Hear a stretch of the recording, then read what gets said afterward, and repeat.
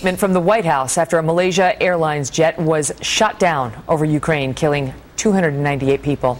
It reads in part, quote, "While we do not yet have all the facts, we do know that this incident occurred in the context of a crisis in Ukraine that is fueled by Russian support for the separatists, including through arms, material, and training." Joining me now, Elise Jordan, who is a former State Department official and former speechwriter for Secretary of State Condoleezza Rice. Elise, good to see you. Thanks for having me, Megyn. And so, here's the State Department, coming out and condemning, and the White House condemning this. We haven't heard much on camera from anybody today. The president made passing remarks. He's been getting beat up a bit about that by some of our pundits tonight. What do you think? Is it fair? Well, you look in contrast to what Hillary Clinton said today, and she came out much more strongly and was saying, essentially what the Ukrainians have said, that this is a Russian act of terrorism, which it certainly is, and it's a significant escalation on the part of the Russians. And President Obama has just been out at fundraisers, and yes, yesterday he had the press conference, and it was one of 4 agenda items of the world that's imploding around us, but he doesn't seem to be.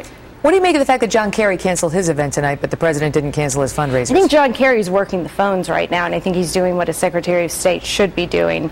I don't think that President Obama canceled his fundraisers, and that's kind of a questionable call. I mean, he never does. We've gone through it. The day of, after Benghazi, he didn't cancel his fundraiser and so on.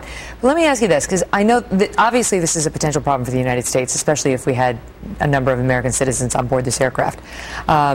It's a potential problem for Russia, which our Steyerwalt was explaining. It probably didn't want this exact thing to happen either. How does it affect what's happening in the world right now? Who else is invested in this? Well, I think it just shows kind of the general trajectory of the Obama presidency foreign policy, which they don't want to necessarily address a problem until gangrene is set in and the limb can't be saved. And so you look at, there are small steps we could have taken initially based on principle. The Russian incursion when it started in Crimea, but, we essentially kept somewhat silent. We didn't really step out there. Now we're in a big power struggle. And after, the chain of events, we went weak on missile defense. You look at the red line on Syria, that really wasn't a red line. And, Putin's feeling pretty empowered these days. He's not. I mean, clearly what's happening over there in Ukraine, Putin's very invested in. The United States has not been as invested in. We've condemned it. Just yesterday, we increased our sanctions on them. And I haven't heard anybody suggest this was in any way in retaliation for that.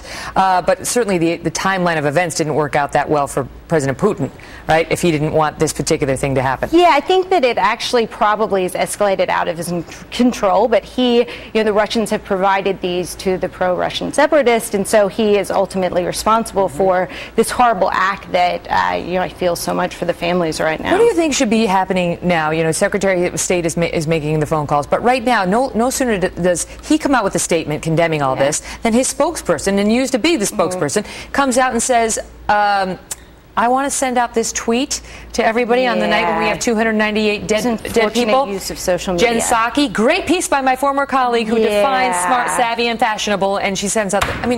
Is there any thought to that in these departments, how it's going to look? Yeah, it's kind of unfortunate. We didn't have Twitter when I was at the State Department. Aren't you so thankful for that? I am thankful, because usually people don't seem to be using it. Wouldn't there be a thought normally by somebody in Jen Psaki's position to say, how about a little sensitivity? This doesn't seem appropriate for someone in my position. It wasn't really the most mature move at the moment. We've seen her on Twitter so many times making some very questionable moves. She might want to step away from the Twitter.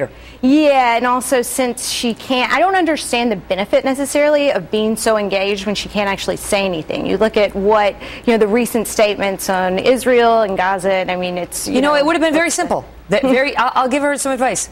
Our thoughts and prayers are with the victims. Nice and easy. Your friend can wait until tomorrow to get praise on her article. Elise, good to see you. Just ahead.